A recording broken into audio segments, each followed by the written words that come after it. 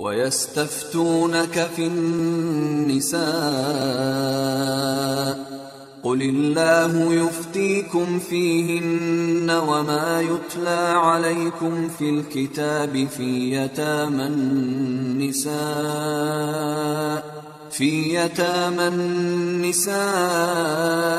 اللَّاتِي لَا تُؤْتُونَهُنَّ مَا كُتِبَ لَهُنَّ اے پیغمبر،